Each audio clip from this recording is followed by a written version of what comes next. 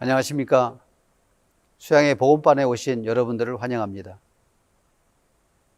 오늘부터 3일간 여러분들과 하나님의 말씀을 통해서 죄가 무엇이며 또 이 죄를 어떻게 사함을 받고 의롭게 되는지,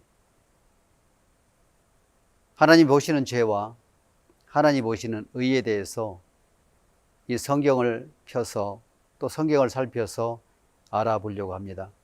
그래서 여러분들이 이번 3일 동안 복음반에 참석하시면 죄에서 벗어나서 하나님의 의를 얻는 복된 시간이 될 줄을 믿습니다. 먼저 성경 말씀을 읽겠습니다. 디모데전서 6장 15절부터 읽겠습니다. 기약이 이르면 하나님이 그의 나타내심을 보이시리니 하나님은 복되시고 홀로 한 분이신 능하신 자이며 만왕의 왕이시며 만주의 주시요 오직 그에게만 죽지 아니함이 있고 가까이 가지 못할 빛에 거하시고 아무 사람도 보지 못하였고 또 볼 수도 없는 자시니 그에게 존귀와 영원한 능력을 돌릴지어다. 아멘. 우리는 하나님을 눈으로 보고 또 손으로 만지고 또 하나님을 직접 만나본 사람은 없습니다. 이 성경에서 말씀하신 것처럼 또 볼 수도 없는 자시고 또 아무 사람도 보지 못하였다고 이 성경은 말씀하고 있습니다. 하나님을 손으로 만지거나 또 귀로 하나님의 음성을 들을 수는 없습니다. 그러면 하나님은 우리가 어떻게 만날 수 있을까 하는 부분이 이 성경에서 하나님 우리에게 가르쳐 주십니다. 본다라는 개념은 눈이 사물을 보는 것처럼 보여지지만 지금 이 상태에서 빛이 사라지고 아무것도 아무 빛도 없다면 우리 눈은 사물을 보거나 또 사물을 정확하게 우리는 볼 수가 없습니다. 그래서 본다는 것은 눈이 빛을 통해서 사물을 우리가 분별할 수 있고 구분할 수가 있게 되는 겁니다. 빛이 없다면 우리 눈을 가지고 있어도 아무것도 볼 수가 없습니다. 듣는다는 것은 청력이 좋아서 듣는 것이 아니고 우리 귀가 공기를 통해서 우리는 소리를 감지하고 들을 수가 있게 됩니다. 우리가 말하는 소리가 공기를 울려서 고막까지 고막을 울리기 때문에 우리는 소리를 분별할 수 있고 들을 수가 있게 되는 겁니다. 공기가 없다면 우리는 아무 소리도 들을 수가 없습니다. 진공 상태에서는 소리가 들려지지 않습니다. 그래서 듣는다는 것은 귀가 공기를 통해서 소리를 듣죠. 이 소리의 전달 속도는 1초에 340m를 가고 빛은 30만 킬로미터를 간다고 합니다. 그러면 하나님은 어떻게 만날 수가 있습니까? 우리 마음이 성경을 통해서 우리는 정확하게 하나님을 만날 수가 있게 됩니다. 요한복음 1장 1절에 보면 이렇게 기록되어 있습니다. 태초에 말씀이 계시니라. 이 말씀이 하나님과 함께 계셨으니 이 말씀은 곧 하나님이시니라. 태초에 말씀이 계셨습니다. 이 말씀이 하나님과 함께 계셨으니 이 말씀은 곧 하나님이시니라. 우리가 하나님의 존재를 우리가 인간처럼 모양을 가지고 있다고 생각하지만 하나님은 아무 사람도 보지 못하였고 또 볼 수도 없는 자신이 아무 사람도 보지 못했고 볼 수도 없는 분이라고 성경은 이야기를 하고 있습니다. 그러면 보이지 않는 하나님을, 하나님의 마음을 기록해 놓은 것이 바로 성경입니다. 그래서 우리가 성경을 열 때 우리는 하나님으로 말미암는 믿음의 세계를 경험하게 되고 하나님의 음성을 들을 수가 있게 되는 겁니다. 2010년에 제 아이가 어느 날 저에게 왔습니다. 아버지, 이제 청소년들하고 같이, 젊은 사람들하고 같이 살려면 이제 터치폰에서 스마트폰으로 바꿔야 됩니다. 아버지, 제가 만들어 드릴 테니까, 개설해 드릴 테니까 가세요. 가시면 안 되겠습니까? 저하고 제 아내를 데리고 휴대폰 매장으로 갔습니다. 나는 내심 마음에서 뿌듯한 마음이 있었습니다. 고등학교를 마치고 나니까 철이 드는가 보나. 무슨 돈이 있길래 나한테 휴대폰을 개설해 주려고 같이 가자고 하는가. 그래서 다 만들어서 이제 통화할 수 있도록 저도 제 아내도 하나씩 선물을 받았습니다. 나중에 알고 보니까 전화요금에 다 포함된 것이기 때문에 결국에는 내가 돈을 주고 산 것이지만 그래도 감사했습니다. 토요일 날 만들어 가지고 일요일 날 보내고 월요일 날 중요한 회의에 참석을 했는데 이 휴대폰 벨이 울리는데 너무 당황스러운 거예요. 그래서 두 손으로 꽉 쥐었는데도 이 소리가 계속 울리는 겁니다. 그래서 다시 엉덩이에 놓고 깔고 앉았는데 여전히 소리가 들리는 거예요. 그래서 너무 당황이 돼가지고 전에 있는 휴대폰은 뚜껑을 열어가지고 배터리만 제거하면 됐는데 이건 어떻게 해야 될지를 몰라가지고 당황스러워 했는데 옆에 먼저 스마트폰을 개설한 분이 계셔서 부탁을 하니까 바로 이렇게 조치를 해주시더라고요. 스마트폰에는 미세 전류가, 사람의 몸에는 미세 전류가 있어서 그 손으로만 터치해야지만 이 화면이 바뀌고 또 작동할 수가 있는데 그것을 몰랐습니다. 회의를 마치고 돌아와서 생각을 했습니다. 이러다가는 큰 어려움이나 또 당황스러운 상황에 봉착할 수도 있겠다. 그래서 휴대폰을 사가지고 온 박스를 이렇게 찾았습니다. 그래서 그것을 열어보니까 거기에 삼성전자에서 만든 사용설명서, 매뉴얼이 이렇게 들어있더라고요. 그래서 그것을 펴가지고 한 30분 정도 기본적인 켜고 끄고 또 무음으로 하고 문자 메시지를 보내고 전화를 걸고 이런 기본적인 것을 하나하나 그 매뉴얼을 통해서 알게 되었고 숙지했습니다. 삼성전자는 휴대폰만 만드는 것이 아니라 휴대폰을 사용할 수 있는 사용설명서 매뉴얼을 첨부해서 보내는 것처럼 하나님은 이 세상을 창조하실 뿐만 아니고 또 만드시고 이 모든 세계를 지으셨는데 하나님은 이 세상을 살아가는 지혜를 담아 놓은 것이 바로 성경입니다. 그래서 성경을 읽으면 우리가 어떻게 죄에서 벗어나고 또 하나님과 가까워지고 또 하나님과 사귐을 가질 수 있는지 또 하나님의 음성을 마음으로 듣는 법을 배울 수가 있게 되고 그래서 성경을 열면 우리의 미래도 열리고 우리의 모든 문제를 해결할 수 있는 지혜를 담아놓은 것이 바로 성경입니다.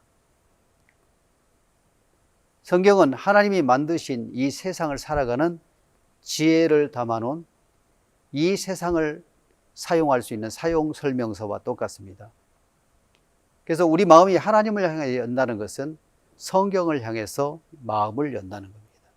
그래서 성경 속에서 하나님의 마음을 발견하고 또 하나님의 마음을 받아들일 때 그것이 우리의 삶을 복되게 하시고 행복하게 하신다는 마음이 들어집니다. 땅은 100% 하늘을 향해서 열려 있습니다. 그래서 하늘에서 모든 것을 받아들입니다. 빛을 받아들여서 빛을 받아들이고 또 공기를 받아들이고 또 내리는 비를 받으면 땅은 살아나게 됩니다. 그래서 땅은 100% 하늘을 향해서 열려서 하늘의 것을 다 받아들이면 생명의 역사가 일어나고 또 아름다운 열매를 맺을 수가 있게 되는 겁니다. 땅이 하늘을 향해서 열려 있듯이 우리 인간의 마음이 하나님을 향해서 마음이 열려지면, 다시 말하면 하나님 앞에 마음을 연다는 것은 이 성경 말씀의 마음을 열어서 말씀 한마디 한마디를 받아들인다면 우리 삶 속에 변화가 일어나게 되고 또 하나님으로 말미암는 역사를 우리가 경험하게 되고 그래서 하나님과 동행하는 삶을 살게 되는 것입니다. 우리는 보이지 않다고 해서 없는 것이 아닙니다. 지금 이 시대는 나노 혁명 시대라고 이야기합니다. 사람들이 나노 입자를 발견하게 됩니다. 이 나노스라는 그리스 언어인데 나노스는 난장이라는 뜻입니다. 아주 작다는 뜻이겠죠. 그래서 이 사람들이 발견한 가장 작은 입자가 나노입니다. 이 나노는 1m 되는 대나무를 잘 드는 칼로 천등분을 하면 1mm가 됩니다. 손톱을 깎고 한 일주일 정도 지나가면 자라는 길이가 아마 1mm 정도가 될 겁니다. 그 1mm를 또 잘 드는 칼로 천등분을 하면 1마이크로미터가 됩니다. 이것을 다시 천등분을 하면 1나노 입자가 되는데 이것은 1m를 10억 분지 1로 나눈 입자를 가리켜 1나노라고 이야기합니다. 이것은 눈에 보이지 않지만 입자로서 존재를 하는 겁니다. 그래서 이 기술로 우리 머리카락 하나에다가 신구약 성경을 다 기록할 수 있고 우리가 지금 가지고 있는 메모리 칩 같은 데에는 64GB 정도가 되면은 한 신문사의 일간지를 800년치를 기록할 수 있는, 그 이상도 기록할 수 있는 용량이 되어지는 겁니다. 이처럼 보이지 않지만 보이는 세계가 있습니다. 보이지 않지만 하나님은 살아계시고 또 하나님은 이 세상의 모든 것을 주관하시는 하나님이십니다.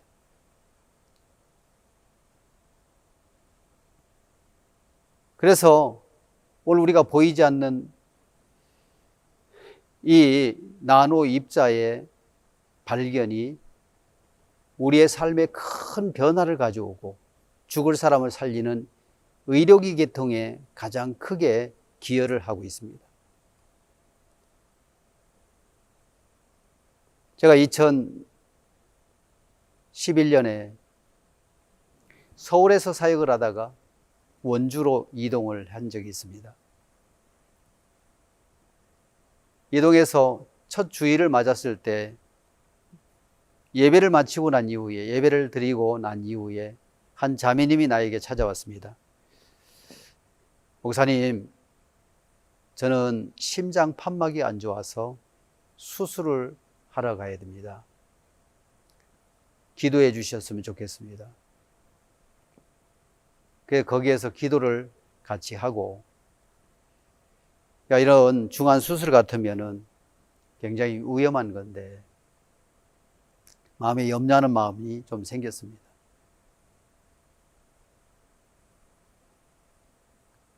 그런데 다음날 전화가 왔습니다. 목사님, 수술 잘 끝났습니다. 이틀 후에 회복을 하고 나서 퇴원하려고 합니다. 깜짝 놀랐습니다. 어떻게 이렇게 수술을 빨리 끝낸지. 그분은 10여 년 전에 심장 판막 수술을 했습니다. 그때는 기술이 그렇게 많이 발달되지 않았기 때문에 가슴을 톱으로 잘라가지고, 그래서 갈비를 벌려가지고 심장을 끄집어내서 거기서 판막 수술을 하고 다시 넣어가지고 봉합 수술을 하고 이런 중한 수술이었는데, 요즘은 나노 입자로 만든 로봇가 있어서 혈관에 집어넣어가지고 이것을 혈관을 타고 들어가게 해서 거기에 성능이 좋은 카메라를 달고 수술 도구를 담아가지고 모니터를 통해서 수술을 하게 되는 거예요.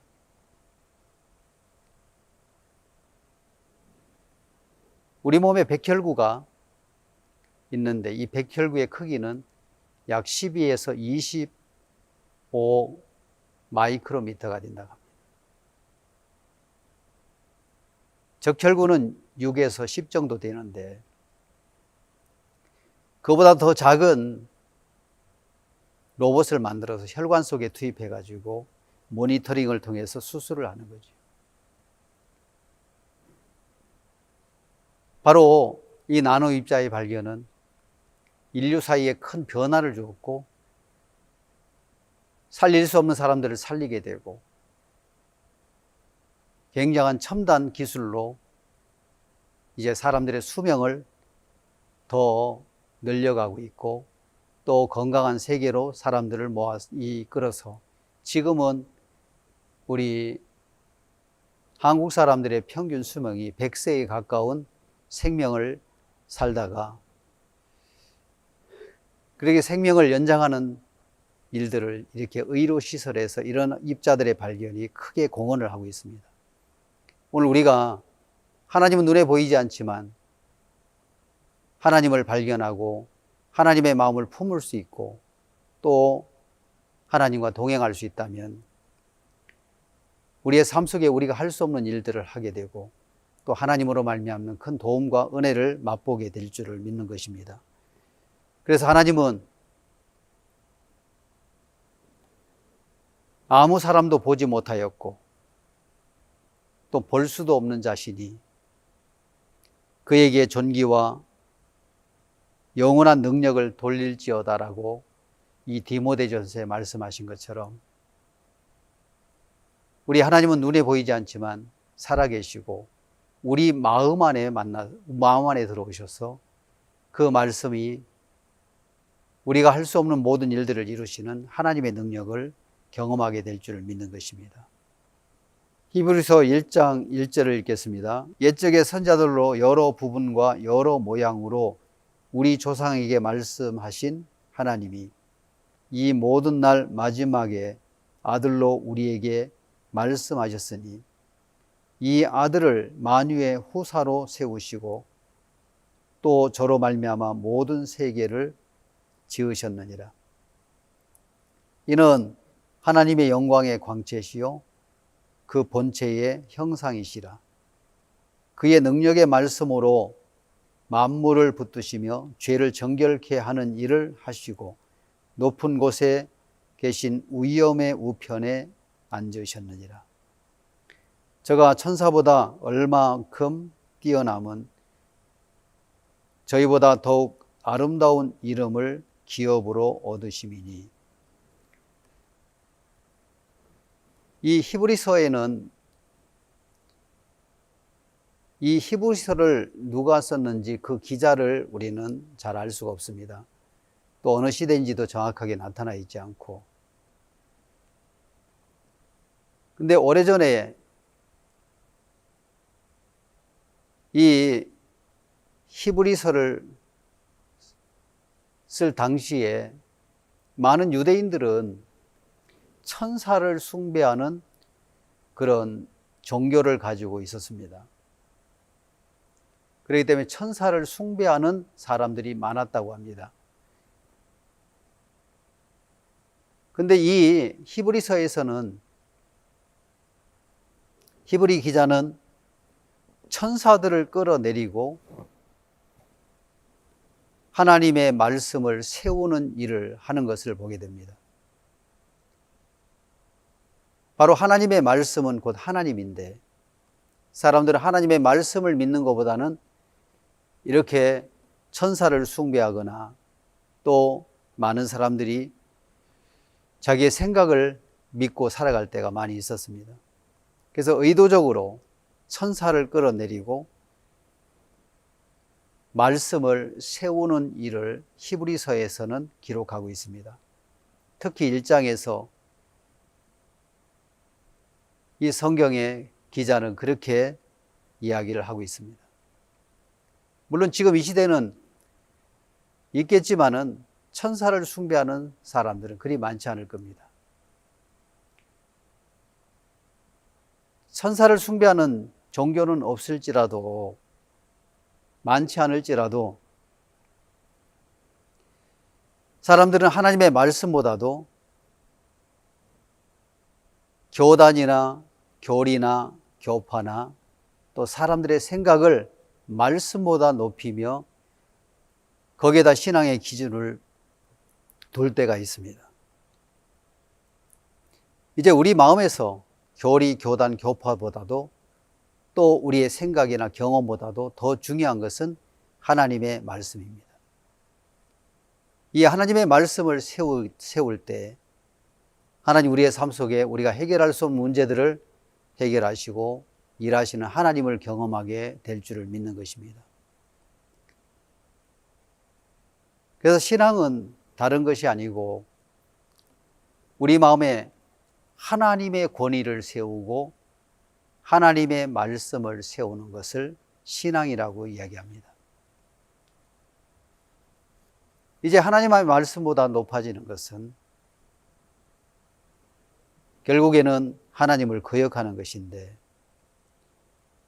오늘 우리 마음이 하나님을 세우고 하나님의 권위를 세울 때 우리 삶 속에 하나님이 도우시고 역사하시는 것을 경험하게 됩니다. 우리는 그것을 알아야 됩니다. 이 세상의 흐름은 많이 달라졌습니다. 시대와 모양은 다르지만 성경 말씀을 믿는 자와 성경 말씀을 믿지 않는 자, 곧 생각을 믿는 자 사이에 전쟁이 끊임없이 일어났습니다.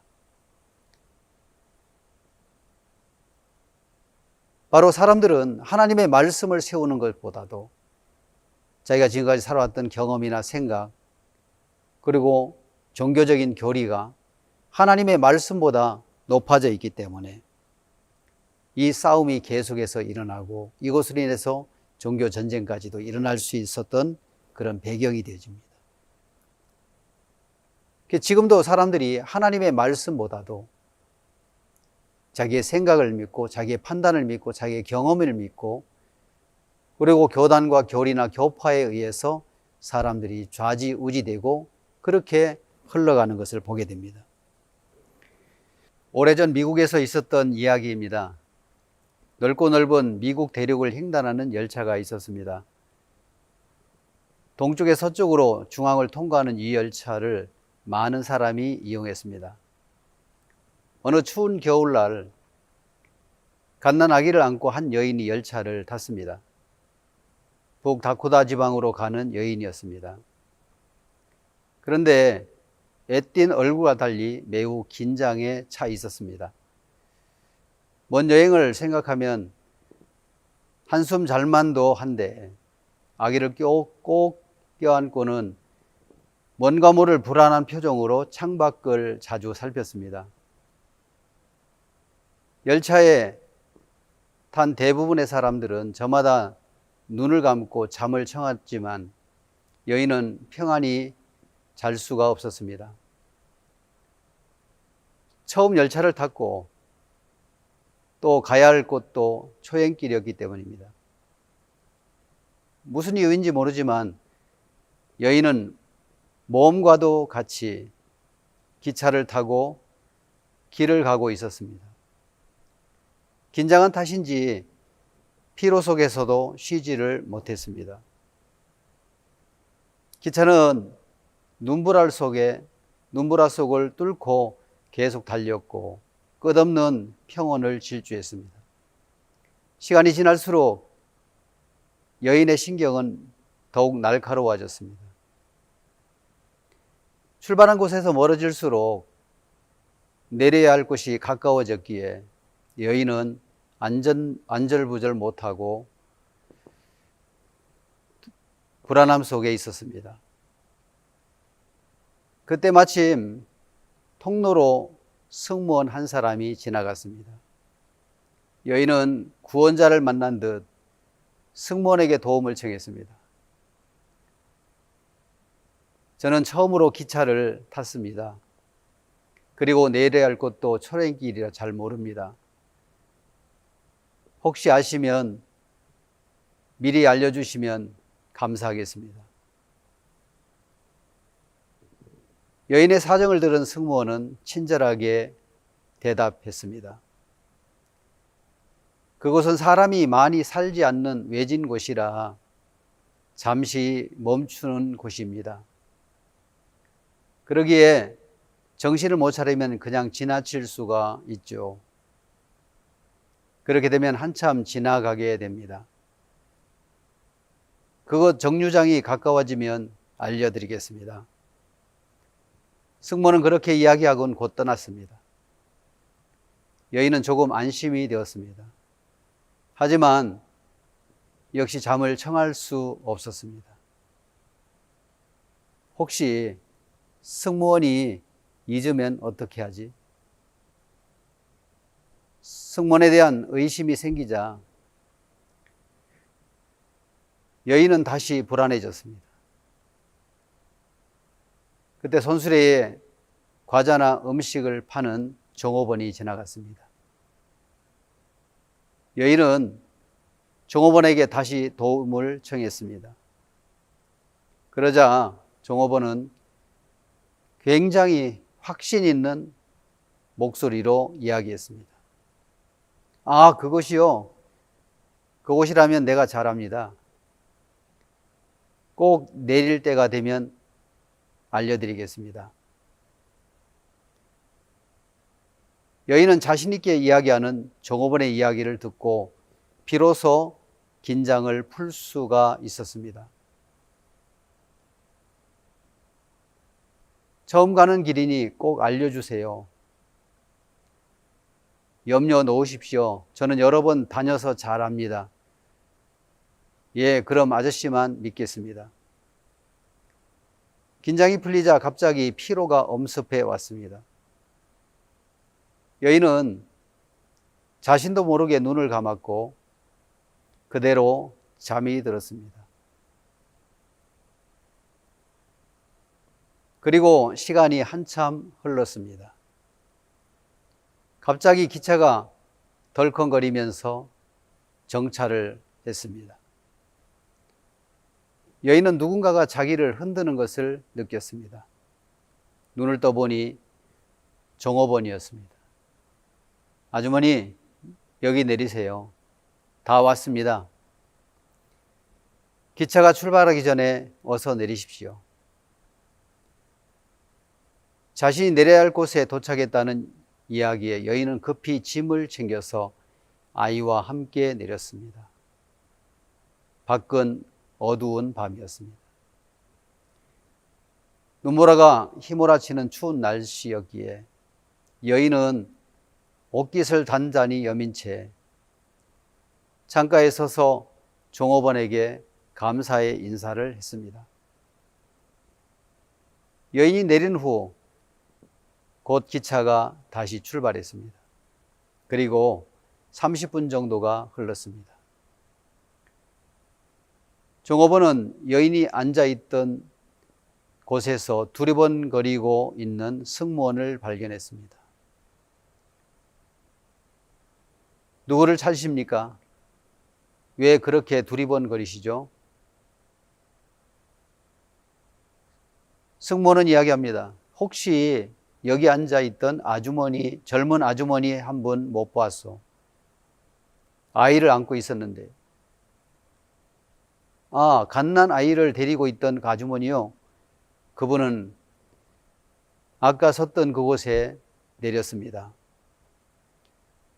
종업원의 대답에 승무원은 깜짝 놀랐습니다. 아니, 뭐라고요? 그곳은 정류장이 아니요. 넓은 대륙을 횡단하는 기차가 필요한 급유를 제공을 받기를 원하면 거기서 주유를 하는 곳이요. 그곳은 인가가 없는 허벌판이란 말이요. 그제서야 종업원은 자신이 잘못 알려주었다는 사실을 깨닫게 되었습니다. 다음 정류장에서 급히 구조대가 결성되었습니다. 하지만 무릎까지 오는 눈보라를 뚫고 구조대가 여인을 찾았을 때는 이미 싸늘한 시체로 변해 있었습니다. 아기도 엄마 품에 안겨 죽었습니다. 많은 사람들이 나름대로 믿음을 가지고 살고 있습니다. 돈과 명예 그리고 권력 등 자신에 필요한 것들이라면 마음을 주고 거기에 믿음을 걸고 있는 것입니다. 하지만 믿음보다 중요한 것은 믿음의 대상입니다. 얼마나 잘 믿고 있는 것보다 믿고 있는 대상이 얼마나 진실하냐가 더욱 중요한 것입니다. 살얼음을 확신 있게 걷는다고 빠지지 않는 것은 아닙니다. 두꺼운 얼음을 조심스럽게 걷는다고 빠지지 않는 것도 아닙니다. 빠지는 것도 아닙니다. 우리가 믿어야 될 참된 대상은 무엇입니까? 승무원입니까? 아니면 종업원입니까? 우리는 이런 두 가지의 대상을 우리 마음에서 결정할 때가 옵니다. 변치 않은 하나님의 말씀을 믿어야 될 것이냐, 아니면 우리의 생각을 믿어야 될 거냐. 성경은 우리에게 말씀합니다. 시편 119편 105절에 말씀하시기를 주의 말씀은 내 발의 등이요 내 길의 빛이니이다. 바로 우리가 믿어야 될 대상은 늘 바뀌고 또 불분명한 우리의 생각이 아니라 바로 살아계신 하나님의 말씀입니다. 우리가 진리에 선다는 것은 무엇을 말하느냐면, 진리에 서는 것은 모든 일에 하나님의 말씀으로 결론을 내리는 것입니다. 변화의 시작은 말씀을 믿는 데서 시작이 되는 겁니다. 하나님보다 높아진 것은, 하나님의 말씀보다도 자기의 생각을 높이는 것은 저주가 되는 겁니다. 이제는 우리가 하나님의 말씀 앞에 내 생각이나 경험이나 교리나 교파나 교단을 다 내려놓고 말씀이 뭐라고 하는지를 우리가 생각해 보고 그 말씀을 우리의 판단의 가장 높은 곳에 세운다면 오늘 우리의 삶 속에 하나님이 일하시는 것을 경험하게 될 줄을 믿는 것입니다. 진리에 서는 것은 하나님의 말씀 앞에 서는 것을 의미합니다. 성경에 보면 열왕기하 2장 19절에 보면 어느 날 엘리사가 여리고로 들어가게 됩니다. 그 성에 많은 사람들이 엘리사 앞에 나와서 이야기합니다. 당신의 보시는 바와 같이 이 성읍의 터는 아름다우나 토산이 익지 못하고 떨어지나이다. 엘리사 선생님, 당신이 보시는 바와 같이 이 성읍의 터는 아름답습니다. 그러나 물이 좋지 못하므로 토산이 익을 때가 되면 익지 않고 떨어지나이다. 엘리사는 그릇에 소금을 가져오라 해서 물 근원으로 가서 이 소금을 물에 뿌려가지고 이야기합니다. 내가 이 물을 고쳤으니 다시는 토산이 익지 못하고 떨어짐이 없을 것이다 라고 이야기합니다.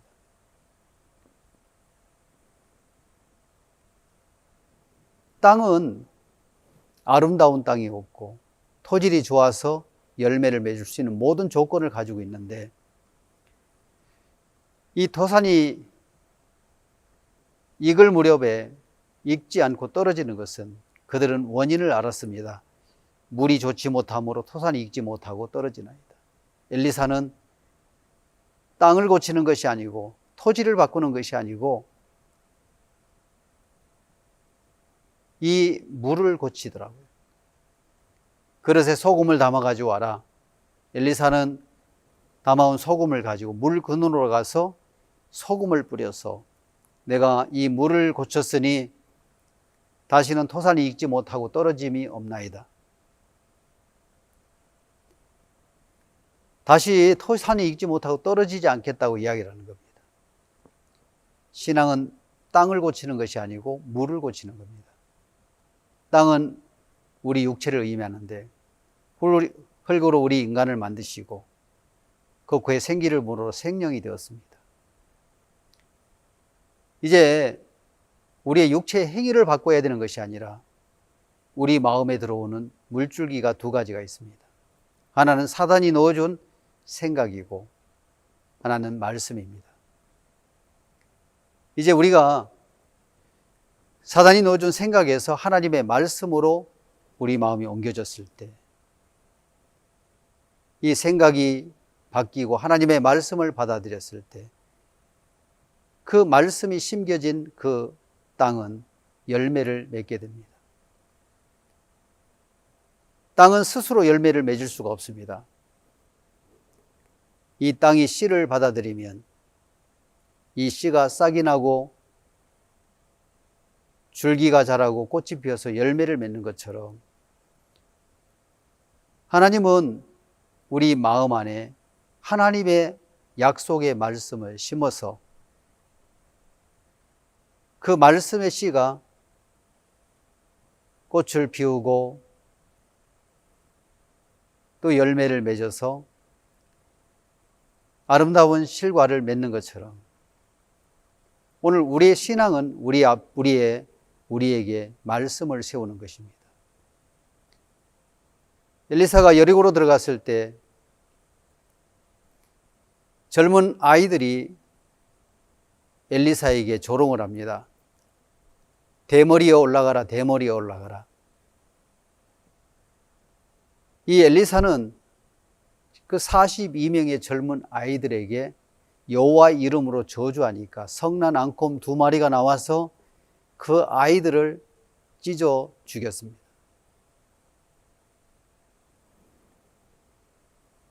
아주 잔인할 정도로 42명의 아이들이 그 길가에 찢겨진 토막으로 손과 발, 또 이것이 다 찢겨져서 버려지는 것을 보았습니다.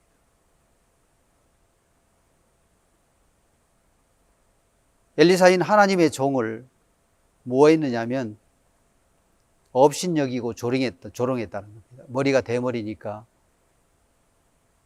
대머리에 올라가라, 대머리에 올라가라. 하나님의 종을 비웃고 조롱한 것입니다. 그것을 위해 하나님은 성난 앙콤 2마리를 보내가지고 42명의 아이들을 다 찢어 죽이는 것을 보게 됩니다. 바로 왜 이런 결과를 맺느냐면 하나님의 종을 무시하고 업신여겼기 때문에 그렇습니다. 그래서 한간에서는 교인들이, 종교를 하는 교인들이 그렇기 때문에 하나님의 종을 잘 섬겨야 복을 받는다 하고 하나님의 종을 신처럼 세울지도 모릅니다. 이것은 그런 의미에서의 말이 아닙니다. 우리 마음에 하나님을 무시할 때 우리는 죄에 찢겨지는 삶을 살게 되는 겁니다. 바로 엘리사는 성령의 그림자를 말하고 있습니다. 우리 마음속에 하나님의 권위를 무시하고 하나님을 업신여길 때 우리는 죄에 찢겨지는 삶을 살게 되는 겁니다.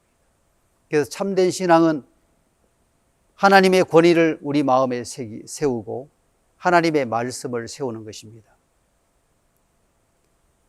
이 하나님이 우리 마음에 세워지지 않는다면 우리는 타락된 삶을 살 수밖에 없는 것입니다. 그래서 신앙은 하나님이 기뻐하시는 것을 내 마음이 같이 기뻐하고 하나님이 싫어하는 것을 내 마음이 같이 싫어할 때 여기에서 참된 변화가 일어나게 되는 겁니다.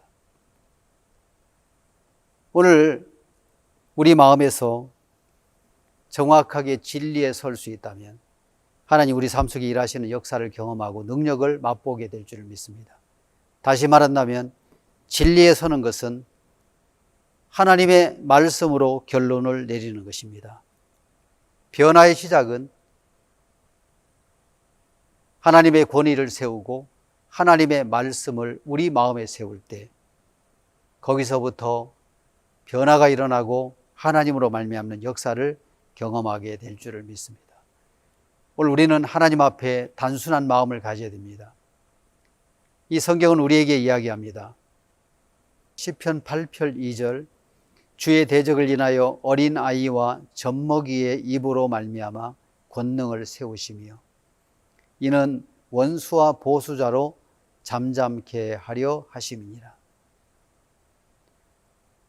하나님은 어린아이와 젖먹이의 입으로 말미암아 권능을 세우시며 어린아이와 젖먹이를 통해서 무엇을 세우느냐면 권능을 세우시고 원수와 보수자로 잠잠케 하려 하신다고 얘기했습니다. 하나님의 권능은 어린아이와 젖먹이를 통해서 나타난다고 이야기를 하고 있습니다. 이 어린아이와 젖먹이는 어머니의 것을 100% 받아들이는 아이들이 젖먹이와 어린아이입니다. 젖먹이는 엄마의 모유를 그대로 빨아들여서 성장하게 되고 어린아이는 아주 단순한 마음을 가지고 있습니다. 하나님의 말씀을 여과 없이 내 생각을 포함하지 않고 그대로 받아들일 수 있는 사람을 통해서 하나님은 권능을 세우시고 또 원수와 보수자로 잠잠케 한다고 성경은 말씀하고 있습니다. 누가복음 10장에는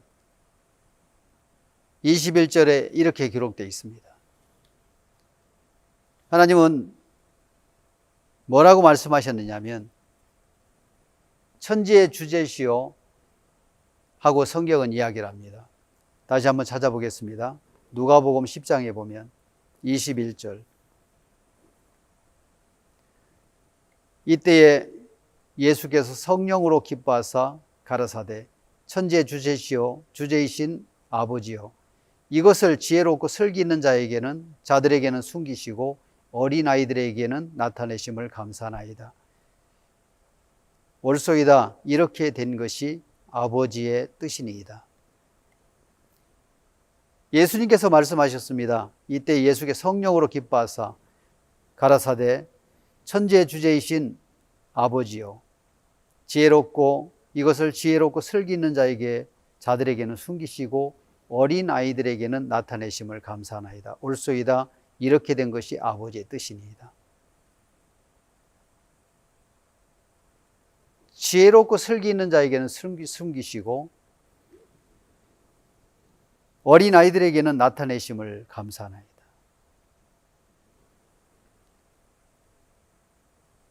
하나님은 누구에게 명확하게 나타날 수 있느냐면 어린 아이들에게 나타낸다고 이야기하고 있습니다. 어린 아이들이 천국에 가는 것을 의미하는 것은 아닙니다.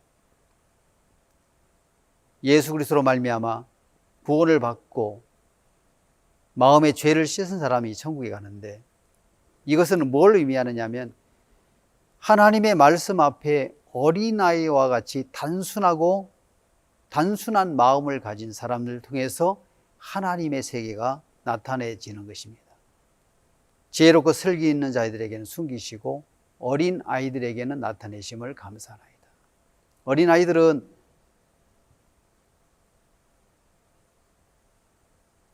말 그대로 탈지면처럼 목화에서 기름을 제거한 것이 탈지면인데, 그리고 서예를 할 때 이 먹물이 잘 스며들도록 습자지라는 종이를 가지고 종이와 같이 그대로 흡수하는 마음을 가진 사람들이 아이입니다. 아이들은 여과 없이 그 생각을 그대로 받아들일 수 있는 사람들인데, 하나님 앞에 단순한 마음을 가진 사람들이 하나님의 세계를 맛볼 수가 있게 되는 겁니다. 이 성경은 많은 사람들이 그렇게 이야기를 합니다. 성경은 과학적이라고 이야기를 하는데 이것은 틀린 말입니다. 과학은 성경적입니다. 많은 과학자들이 성경에서 영감을 얻어서 많은 발명품들을 만들게 되어집니다. 그렇기 때문에 과학은 성경적입니다. 성경은 과학적이라고 하는 말은 틀렸습니다. 이 성경을 통해서 모든 것이 하나님의 영감을 얻어서 지혜를 얻어서 만들어진 것입니다. 이 바닷길은 수면에 덮여 있기 때문에 암초가 어디 있는지 또 어떤 장애물이 있는지 물속을 볼 수가 없습니다. 그렇기 때문에 많은 항해하는 배들이 이 암초에 걸려 좌초하기도 하고 또 파손되기도 하고, 그렇기 때문에 많은 사고로 죽어가는 사람이 많았습니다. 미국 가운데 매튜 몰이라는 사람이 있었는데, 이 사람은 1806년에 태어나서 1873년에 세상을 떠나게 됩니다. 선장이었습니다. 선장의 일을 하다가 사고가 나서 병원에 입원해서 손과 발을 쓰지 못하고 꼼짝 못하고 누워있을 때, 이 사람은 하나님을 믿는 사람이었는데 아들이 간호를 하는데 아들에게 성경을 읽어달라고 이야기했습니다. 그때 성경에서 시편 8편 8절 말씀을 읽어주는 것을 들으면서 공중의 새와 바다의 어족과 해로에 다니는 것이니이다. 이 말씀이 그 마음에 들어왔습니다. 공중의 새와 바다의 어족과 해로에 다니는 것이니이다. 무엇?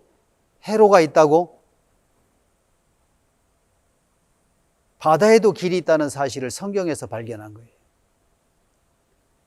아, 성경에서 해로가 있다면 반드시 있는 거다. 그는 병원에서 나와서 퇴원을 해가지고 무엇을 연구했느냐 하면 해로를 연구해가지고 그는 1855년에 북대서양을 가로지르는 항로와 기상도를 작성하게 되고 또 해로 지도를 처음으로 만든 사람입니다. 그래서 많은 시간들을 절약하게 되고 또 해류에 의해서 해류에다가 배를 실으면은 빨리 가기도 하고, 이래서 여러 항해하는 사람들에게 많은 도움을 주었고 또 변화를 주었습니다. 그가 죽은 뒤에 그의 발견한 모든 것의 업적을 해로 지도를 만들고 항로를 만들고 또 기상도를 작성하고, 이런 해로 지도를 통해서 많은 선원들이 평안하게 또 좋은 길로, 빠른 길로 갈 수가 있었습니다. 그가 죽은 뒤에 그의 업적을 기념하기 위해서 이 버지니아에 무엇을 만들었냐면, 그를 기념하기 위한 공원을 만들었고 거기다가 비문을 세웠습니다.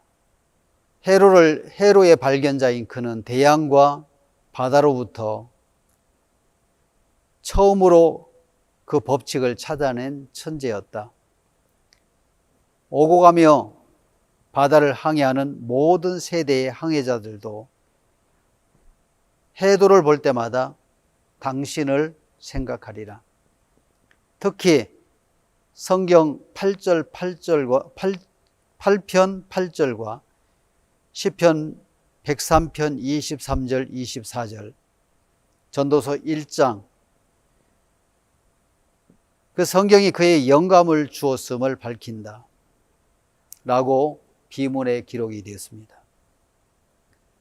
바로 그가 위대한 발견을 할 수 있었던 것은 시편 8편 8절 말씀, 공중의 새와 바다의 어족과 해로에 다니는 것입니다. 성경에서 영감을 얻어서 가장 귀한 일들을 한 사람 중에 한 사람이 있습니다. 그 사람은 어떤 사람이냐면 영국의 산부인과 의사며 외과 의사였던 제임스 심프슨이라는 사람이 있었습니다. 이분은 1811년에 출생해서 1870년에 세상을 떠났습니다.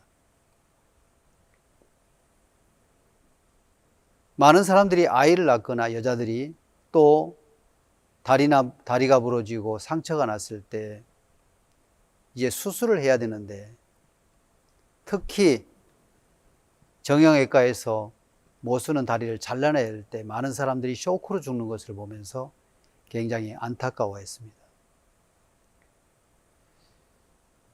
어떻게 하면 고통 없이 사람들이 수술을 해서 건강을 찾을 수 있을지 생각을 하다가 어느 날 성경을 읽는데 창세기 2장 21절에 말씀이 들어왔습니다. 여호와 하나님이 아담을 깊이 잠들게 하시고 잠들매 그가 그 갈빗대 하나를 취하고 살로 대신 채우시고,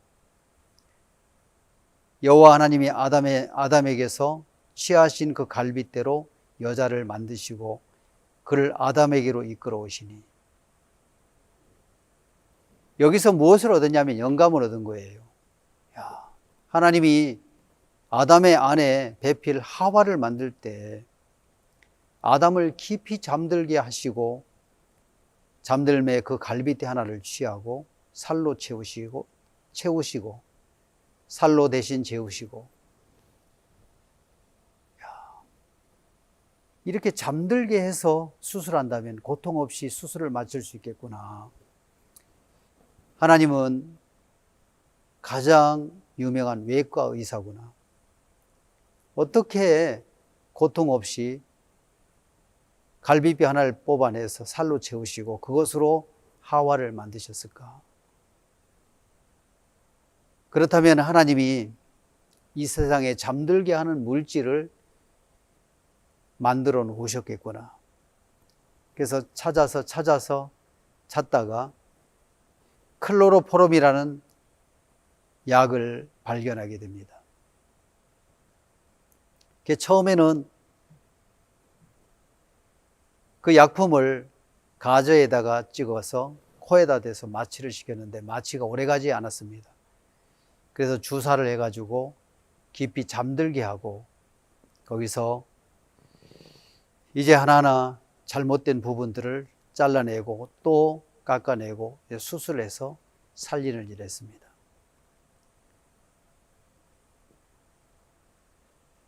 사람들이 또 여자들이 아이를 낳다 보면 난산을 하게 되는데 1853년 빅토리아 여왕이 아이를 분만할 때 굉장히 큰 어려움이 있었고 난산이 되었습니다.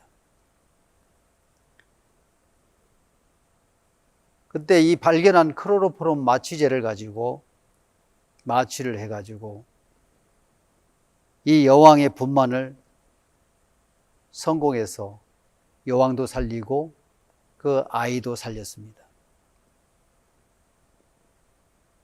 그래서 이 클로로폼 마취법이 공인이 되었고 모든 사람들에게 이 혜택이 돌아갔습니다.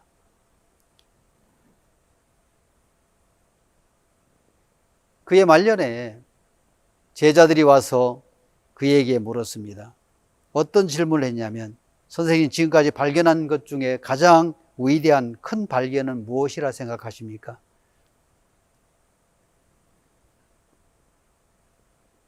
이 박사는 대답을 했습니다. 나의 가장 큰 발견은 내가 큰 죄인이라는 사실과 예수님이 나를 구해주신 큰 구원자라는 사실입니다. 제자들은 클로로폼 발견이 가장 큰 성과며 큰 발견이라고 이야기할 줄 알았는데 그의 대답에 깜짝 놀라게 되었습니다. 하나님으로 말미암아 영감을 얻어서 하나님과 연결된 마음은 우리가 해결할 수 없는 문제뿐만 아니라 가장 귀한 것을 우리가 경험하게 되는 겁니다. 우리가 하나님과 연결되고 말씀과 연결된 삶을 살아갈 때 우리 인간으로 할 수 없는 모든 일들을 이루시고 또 하나님의 능력을 경험하게 되는 것입니다. 그래서 이 매튜 머리라는 사람과 제임스 심프슨이라는 이 내과 의사, 또 산부인과 의사인 이들은 성경의 말씀에서 영감을 얻어서 많은 사람의 생명을 건지는 일에 하나님과 연결된 마음으로 발견된 해로지도나 또 이 마취제를 통해서 많은 생명을 살리고 또 많은 사람들에게 혜택을 주는 그런 훌륭한 의사와 또 항해자가 됐던 것처럼 오늘 신앙은 하나님과 연결되고 말씀과 연결될 때 우리 삶 속에 일하시는 하나님을 경험할 수가 있게 되는 겁니다. 여기 이 자리에 오신 분들도 하나님의 말씀으로 말미암아 여러분 마음에 죄가 있다면 어떻게 죄를 사해 주시고 온전케 하셨는지 하나님의 마음이 여러분의 마음에 연결되는 복된 시간이 되기를 바랍니다. 감사합니다.